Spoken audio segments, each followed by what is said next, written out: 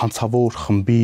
անդամները հայտնվել են ազգային անվտանգության ծառայության տեսադաշտում։ Այսպես 36 րոպե քննչական կոմիտեի նախագահը հանրայինի եթերում մանրամասներ է ներկայացնում կալանավորված սրբազանների քրեական գործերից։ Արթուր Պողոսյանի խոսքով ահաբեկչության, իշխանության զավթման գործի վարույթն այս տարվա մարտին է նախաձեռնվել։ Հարցազրույցը դիտելուց հետո Բագրատ Գալստանյանի պաշտպանի մոտ տպավորություն է ստեղծվել, որ կոմիտեի նախագահը քրեական գործի նյութերին ծանոթ չէ ու չի տիրապետում։ Վստահ չեմ, քննչական կոմիտեի նախագահին են ապատեգատվություն մատուցել եւ միամտաբար ինքը այդ ամեն ինչը ներկայացնում, թե այս չարամիտ process-ի կարևոր դերակատարում ստանձնել, բայց կարող եմ պնդել, որ այն ինչ որ ինքն է ներկայացրել իրականությանը չի համապատասխանում։ Ավելի շատ հակված եմ հավատալու, որ Արթուր Պողոսյանին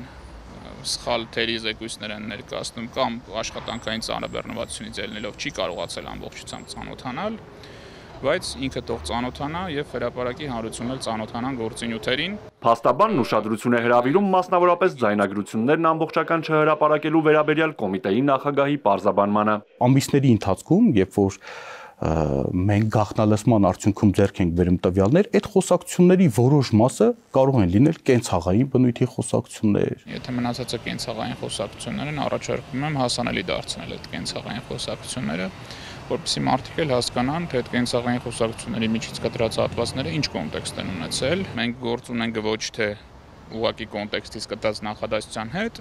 այլ մենք գործ ունենք նաև նախադասությունների ձևավորման հետ, տարբեր տեղերից հավաքած եւ դա մեր ձեռքի տակ եղած նյութերում կա։ Խուդոյանի գնահատմամբ հանրային կարծիք ձևավորելու համար իրավապահների թերի աշխատանքին զուգահեռ իշխանական քարոզչամեքենան 2 շաբաթ է ապատեգատվություն է տարածում։ Ավտոբուսներ այրելու մեղադրանքներ են հնչում, դրանք վերագրելով սրբազան շարժմանը։ Բացարձակ սուտ է, մեղադրանքում նման նկարագիր չկա, ավտոբուս վարելու մասին հիշատակում չկա մեղադրանքում։ Սա ոչ միայն քննչական կոմիտեին, այլև քաղաքացիական պայմանագրի, նաև ազգային անվտանգության ծառայության, նաև այլ քարոզիչների համակարգված համատեղ գործունեություն է, որտեղ ամեն մեկը ինչ որ կտոր դեզինֆորմացիան մատուցում է, եթե նայենք նույն